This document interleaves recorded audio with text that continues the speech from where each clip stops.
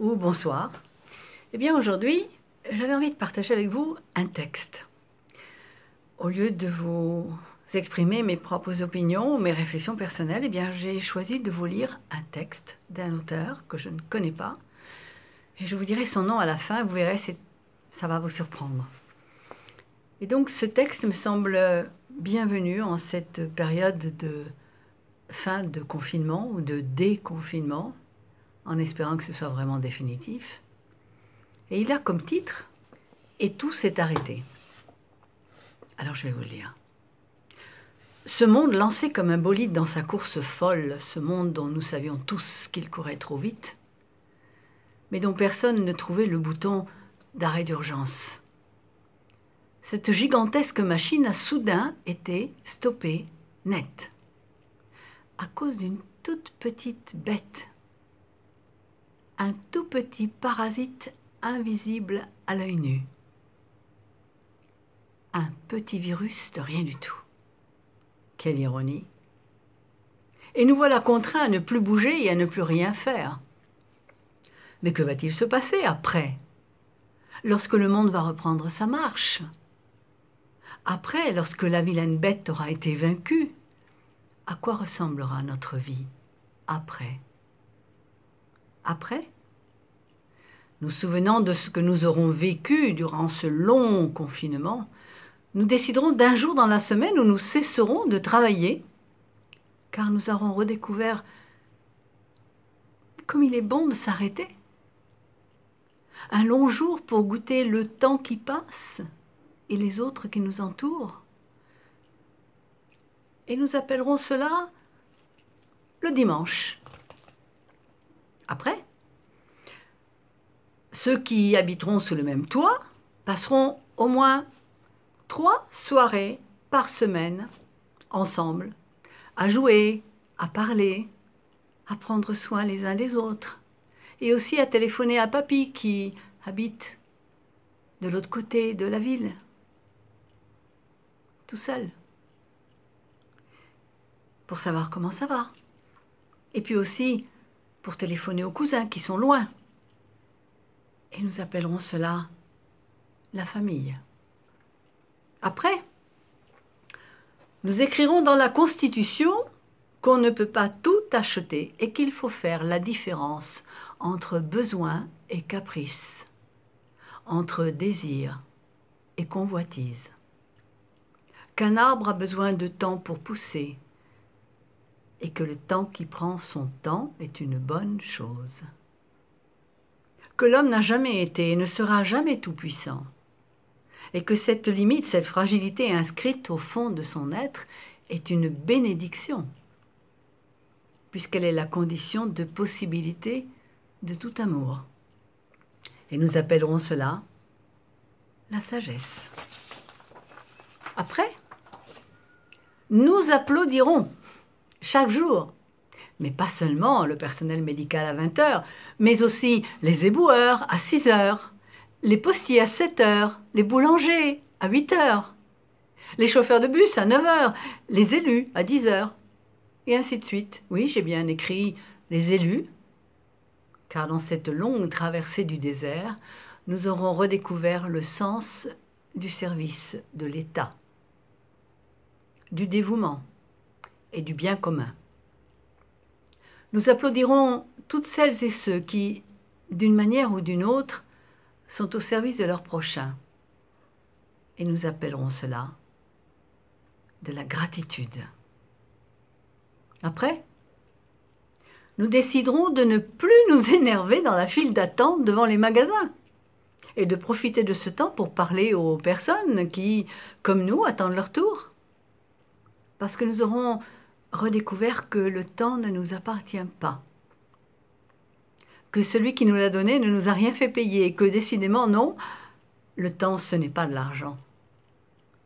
Le temps, c'est un don à recevoir, et chaque minute, un cadeau à goûter. Et nous appellerons cela la patience.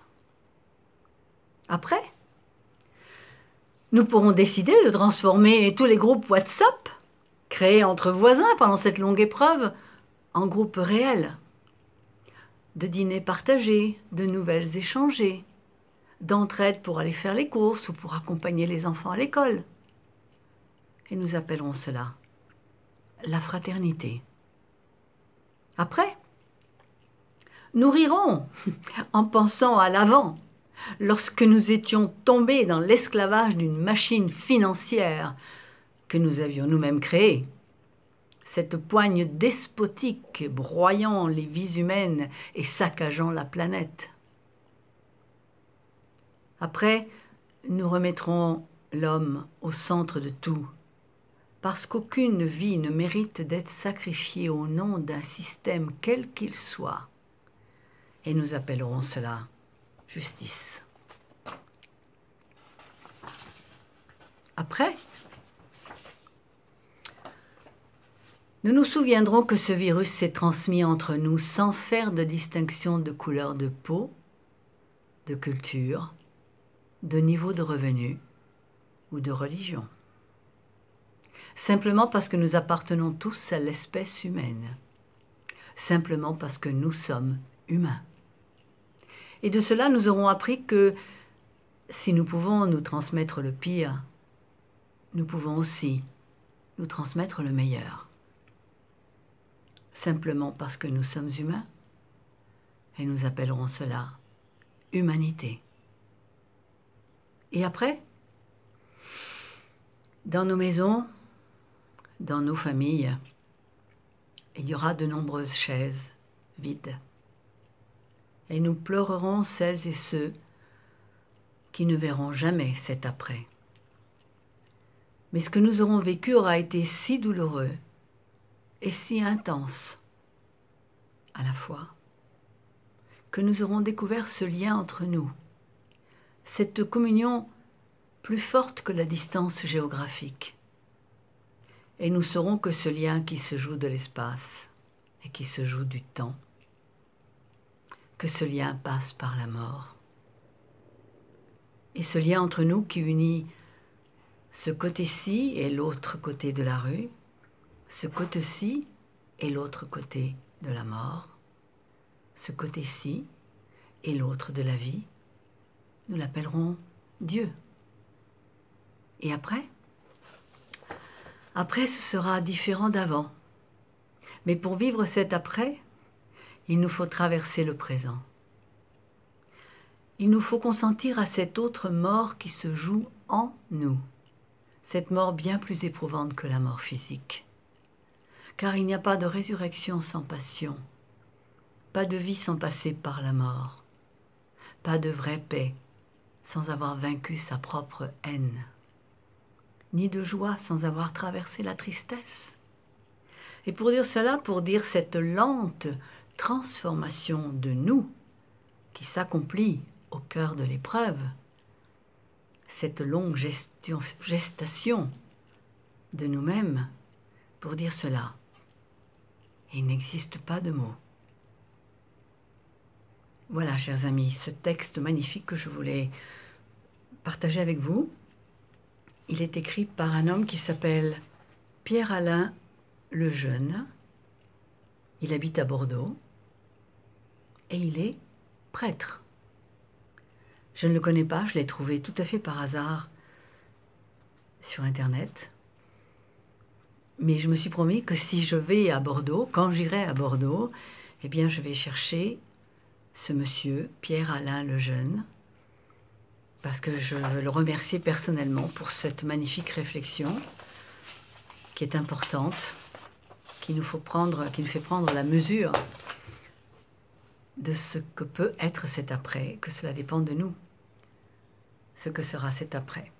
Alors si ce texte vous intéresse, si vous avez envie de le relire, peut-être tranquillement, eh bien envoyez-moi un mail, amanda.castello2010@gmail.com, et je me ferai un plaisir de vous l'envoyer par mail, parce que c'est un texte qui mérite d'être relu et d'être partagé.